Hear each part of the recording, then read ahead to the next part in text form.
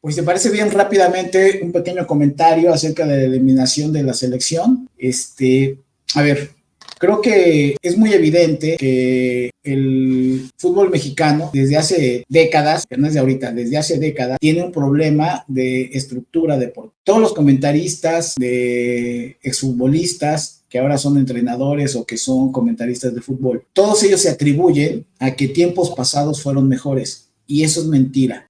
Yo tengo casi 60 años de edad y he visto de manera consciente desde el Mundial del 70, que yo tenía más o menos 6 años, hasta la fecha. Y en todas las competiciones, siempre la selección nacional tiene un tope. Y es un tope que no mejoramos más allá del 12º, 13º lugar. O sea, nuestro tope es ese, 12, 13 y de ahí hacia atrás. Quizás podemos estar hablando del 18, lugar número 18, a nivel mundial. Con todo lo que es la inversión del fútbol mexicano, con Televisa, que ha sido un pinche dolor de tompiates dirigiendo al fútbol mexicano, y con todos los problemas de todos los dueños de equipos de todas las épocas. O sea, porque pareciera ser de que el fútbol mexicano se inventó ayer. No, más de 60 años tiene el profesionalismo en este país. Siempre ha habido problemas en los cuerpos directivos. Siempre ha habido peleas, pugnas de unos equipos con otros, de unos directivos con otros.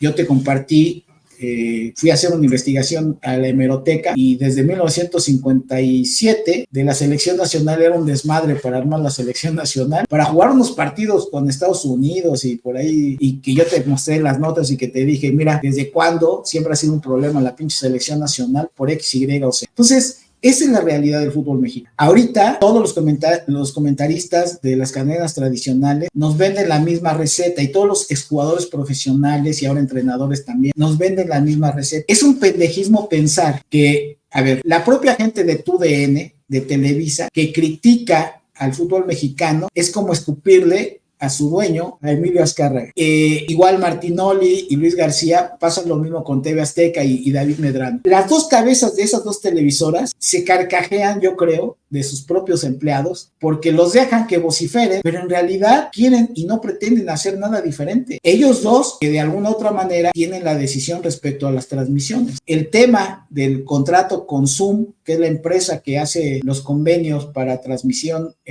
para los Juegos de México en Estados Unidos, pues ellos también les vale madre. Entonces, es estar vociferando en un pinche desierto en donde nadie escucha. Grupo Orlegui, Grupo Pachuca, con lo poco que han hecho aquí en el fútbol mexicano, les dio capital para ir a hacer inversión en el fútbol español. Y querían subir los equipos de segunda división a la primera división por la enorme cantidad de mejora económica que significaba de subir la franquicia de segunda a primera en materia de derechos de transmisión solamente allá en España. Y obviamente tener un equipo en una de las ligas más importantes del mundo, pues obviamente que es muy atractivo para estos dos grupos, lo cual ponen en segundo nivel al fútbol mexicano. Incluso el Grupo Orlegui dejó caer al Atlas y dejó caer a Santos. Ya estábamos hablando, dos televisoras, dos de los grupos más importantes.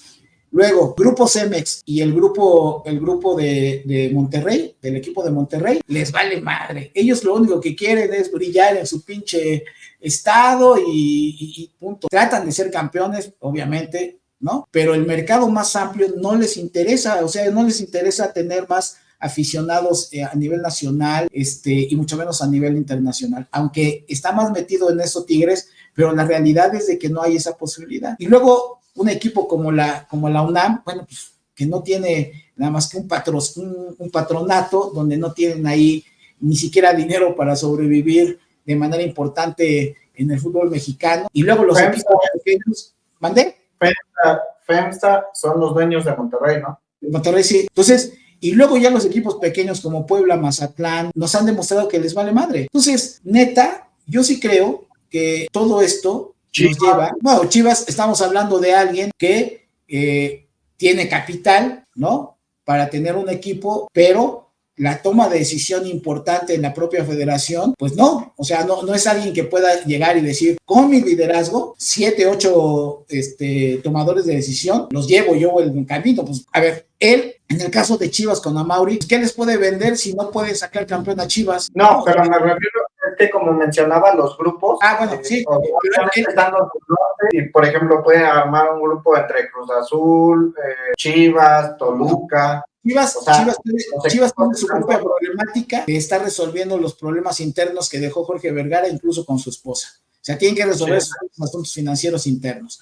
Cruz Azul está metido en un problemón de carácter jurídico financiero, que pues primero tiene que resolver lo suyo antes que lo externo. Y luego el Toluca, que debería ser una pinche voz cantante, pues también han tomado la decisión de no meterse a esta pinche pugna por por el fútbol mexicano, desde siempre, ¿no? O sea, el señor Díaz no le interesa, ¿no? Le interesa que Toluca salga campeón, pero pues el pinche fútbol mexicano le vale madre. De hecho, el único seleccionado nacional es Alexis, y para de contar, ¿no? Entonces, yo sí creo.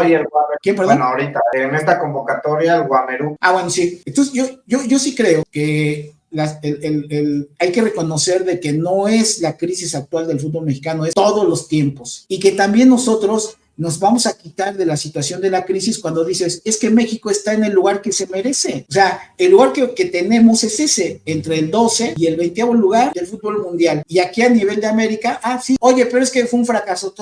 El otro día tú planteaste toda la estadística de las participaciones de la Copa América. En las últimas Copas América siempre hemos estado eliminados en la fase de grupos. Desde el 2007, sí, que fue con Hugo Sánchez el tercer lugar. Desde ahí no se trasciende en Copa América. Entonces, estás hablando de 17 años. Entonces, ahorita y que quieren vender como si fuera culpa de esta generación de jugadores, como si fuera culpa de Jaime Lozano. Cuando, si analizamos deportivamente, yo me quedo con lo que algunos comentaristas y exjugadores han dicho, que México, Venezuela y Ecuador no fueron mejor que México. O sea, contra Venezuela tuviste un penal y no fuiste capaz de tener la contundencia para definir. Contra Ecuador, lo mismo, generaste algunas, no eres contundente. Es un problema que, como bien menciona, va desde los años 50. O sea, ¿qué jugador en selección ha sido brillante? O sea, ¿o qué selección ha metido, pero a cantidades de goles extraordinarios? O sea, Chicharito, que es nuestro máximo goleador, tiene 50 goles, o 52, cuando Portugal, que es menos potencia históricamente, Cristiano tiene arriba de 90 goles con su selección. O sea, hay un abismo de diferencia que... Además, no solamente eso, Carlos, habría que ver con quién se enfrenta Portugal y con quién se enfrentó México, ¿no? Entonces, si tú sacaras las cuentas de los goles anotados por el Chicharito, nos vamos a dar cuenta de que son con los equipos menores de CONCACAF. Por ejemplo, me quedé corto, o sea, Cristiano tiene el récord mundial de 130 goles con Portugal, o sea, desde que debutó en el 2003, y es el máximo anotador en selecciones, Cristiano. Entonces, si pones un parámetro contra México, y como tú mencionas, aquí jugamos contra Islas San Marino, contra todas esas selecciones que Izaga les metió 7, tipo de cosas, creo que México no tiene, y lo comentaba la semana pasada, no entiendo en qué momento nos creemos que podemos ser campeones de América, campeones de un mundial, cuando nuestra historia ha sido eso. O sea, tú bien lo mencionas, el reflejo que siempre ha marcado México en mundiales, en Copas Américas, en donde se le ve a competir del lugar 12 al 20, o sea, no hemos trascendido más allá. Por eso el famoso quinto partido, creo que llevamos desde el 86 con esa historia del famoso quinto partido, y obviamente nos frustra como aficionados. Lo veíamos el día de ayer, el famoso grito, todo este tipo de cosas que ya viene siendo costumbre, ¿no? O sea, ya parece un ritual de cada competencia que juega México. Es primero al inicio, mucho amor por la selección, de estos mismos comentaristas que inflan el globo, porque antes de cada competencia se viene una selección bien, hay que darle oportunidad a Jaime Lozano, luego lo revientan y luego es otra vez amor por el siguiente técnico, empiezan los malos resultados y lo vuelven a reventar. O sea, creo que ya también es algo, un círculo vicioso de la selección y algo enfermo por parte de nosotros como aficionados, de querer siempre ver algo diferente cuando es lo que tenemos. Siempre en toda la historia hemos tenido eso, y yo sí creo que podemos crecer, o que tenemos calidad. El futbolista mexicano sí tiene calidad, pero si sabemos que los que manejan el fútbol no van a cambiar o no han querido cambiar las cosas en tantos años, pues también es absurdo uno como aficionado estar buscándole lo malo siempre a todo, cuando la solución no está en el técnico ni en los jugadores. La solución está en generar la materia prima diferente, con lo que ya mencionaba. Si no tiene un cambio de infraestructura diferente, un método de generar jóvenes, un método de que no haya corrupción desde que el niño te tiene que pagar para que esté en la escuelita, o sea, todo este tipo de cosas, pues obviamente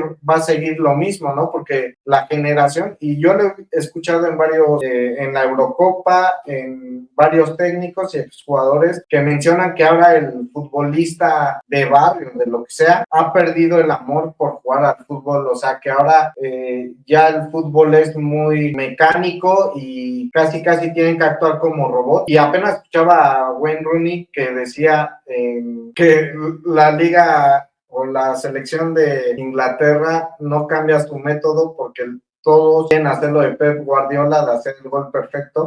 Creo que sí se cayó en ese, a nivel mundial. O sea, creo que la ideología de Pep sí enamoró a demasiados con el Barcelona, pero creo que el futbolista como Vinicius, como el propio Cristiano, que a sus 39 años haga una ruleta o encare, o sea, creo que ese tipo de jugadores tienen que salir otra vez de fuerzas básicas, pero que no cuando llegue a las categorías inferiores ya de un equipo, le quiten esa magia, ¿no? O sea, le quiten esa diversión para ellos de poder jugar a lo que les gusta, o sea, y lo han dicho en Brasil, que ellos pues, son los dueños de yoga bonito. No, pero no solamente eso, Carlos, o sea, el tema es cómo la cultura de absorber el fútbol y de practicarlo, pues es diferente. Entonces, tiene que ver con pasión, tiene que ver con un objetivo concreto, tiene que ver también con la propia... Es que a partir de ahí es como se genera el talento.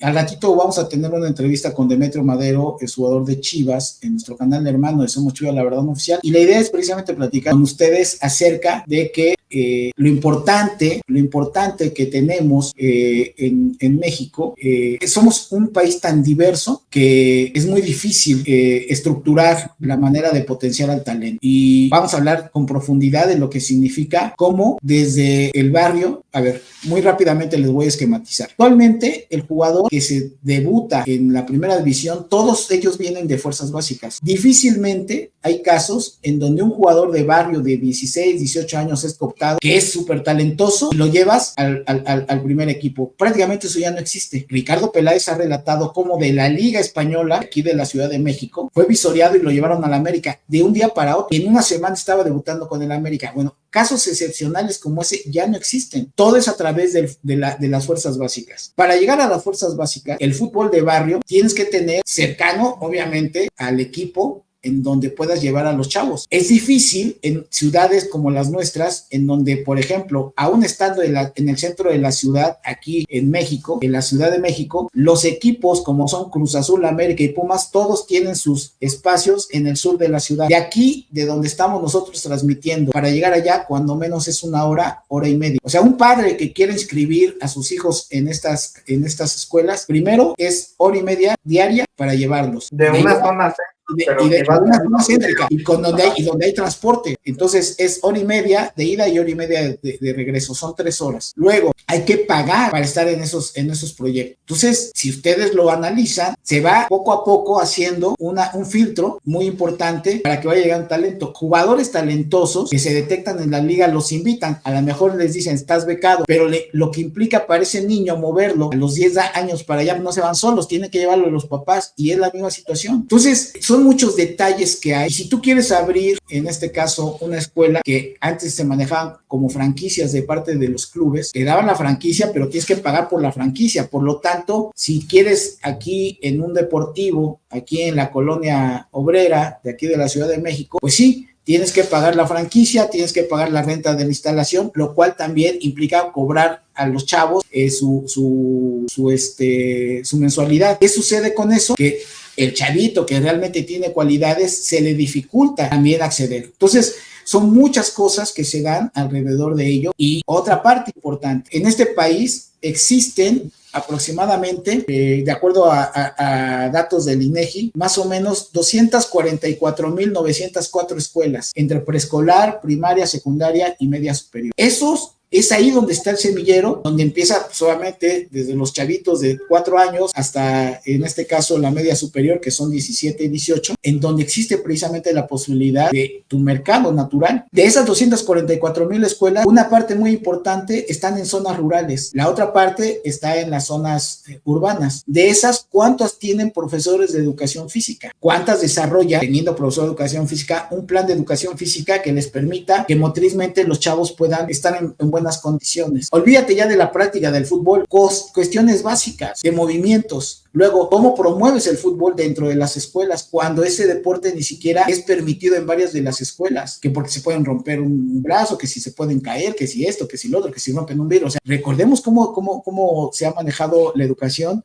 y la impartición de la educación física y especialmente... Que de hecho en las primarias, o sea, los únicos deportes que enseñan es natación, bueno, las que tienen alberca obviamente, pero de base, o sea, en la educación física es básquet, voleibol y handball. Y atletismo. O sea, y atletismo, que ya no, o sea, en fútbol ya ni siquiera te dejan jugar si no es en ratos libres. Entonces, todo ese tipo de cuestiones es ¿dónde pasa mayormente el chavito actualmente su tiempo recreativo? En la escuela. Porque llegando a casa, como ya no pueden jugar en las calles por la inseguridad, no tienen esa posibilidad que muchos de nosotros sí tuvimos. Entonces, todo eso habría que analizarlo, porque cuando se empieza a hablar de es que hay que hacer mejores jugadores, sí, ¿cómo los creas? ¿En qué condiciones? Luego, cuando tú tienes la intención de hacer una escuela para apoyar a los chavos, vas a una delegación, bueno, aquí a una alcaldía, y se creen dueños de las instalaciones. Puta, para que te presten una instalación, terrible, no hay forma. Luego, te cobran, pero te cobran con un exceso de costo que no es factible que lo puedas pagar. Entonces, está muy cabrón.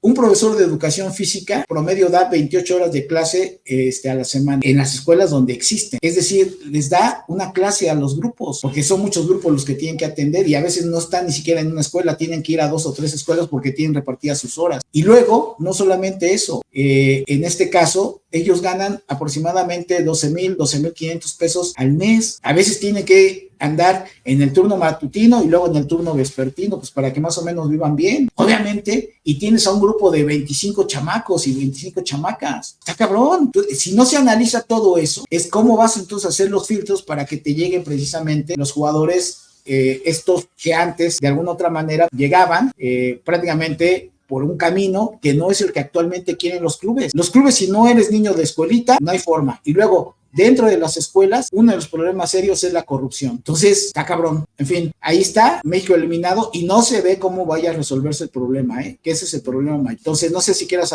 añadir algo más. No, pues yo creo que ya nada más nos queda como aficionados, pues también no creernos todo lo que nos dicen en las televisoras tradicionales, de que también no inflemos la selección de lo que tenemos. O sea, creo que tenemos para competir mediano en los 2 torneos y hasta ahí, o sea, hasta que, como tú mencionas, no se generen nuevas infraestructuras desde las escuelas, desde que sean más accesibles las escuelitas de los clubes, el acceso para los deportivos públicos, te va, pero pues ¿quién te enseña, no? O sea, puedes tener el acceso ahí, pero quien te enseña pues también es un costo, o sea, todo este tipo de cosas. Y si a esto le sumamos que ya los nuevos niños, o a los niños más chiquitos, ya ni siquiera les está interesando el fútbol, o sea, ya les interesan los videojuegos, ya les interesan otras cosas que no el fútbol. Entonces también eso, yo creo que tenemos talento, creo que en una población tan grande no puede ser que Uruguay, Argentina, Brasil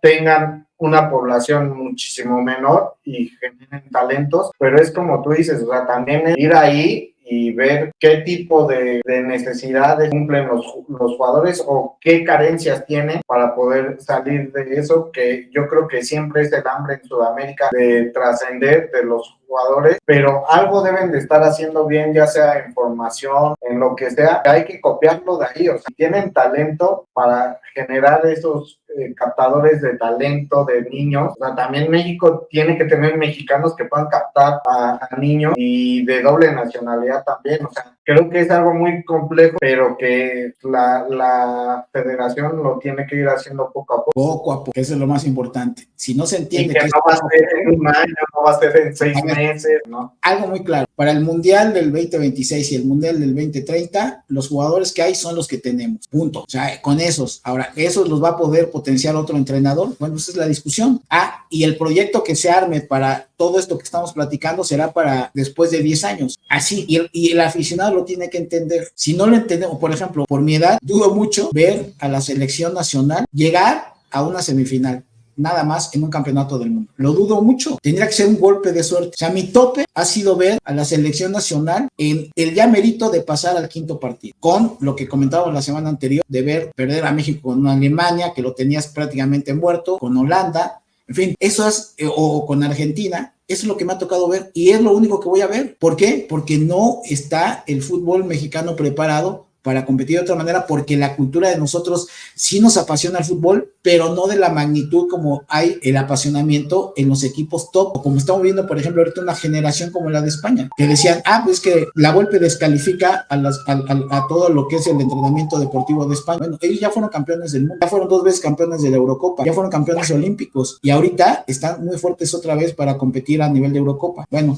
si descalificas con toda la tranquilidad de eso, bueno, pues está cabrón. En fin, ahí está. No, y ya como aficionados nos hagamos a la idea. Y pues si vas a estar con corajes o con decepciones, estar mentándole siempre la abuela a la selección, pues mejor ya no veas el fútbol, o sea, ya no veas a la selección hasta que cambie. O sea, porque esto, como bien mencionas, no es de que se corra al Gini, se trae a otro y ya cambió todo mágicamente. O sea, la materia prima, como tú lo mencionas, estos jugadores, tanto los que fueron ahorita, como supuestamente el recambio que es la sub-23, de aquí al 2030 van a ser los mismos jugadores, o sea, no va a cambiar, porque ¿cuánto te vas a tardar en producir una nueva camada? Los 10 años que mencionas, o sea, es algo que debemos de saber, que para este tope con estos jugadores nos va a alcanzar para medio competir a este tipo de selección. Así es, pues ahí está, por lo pronto fuimos eliminados, vamos a ver la toma de decisión el próximo miércoles, que haya la junta de dueños del balón, y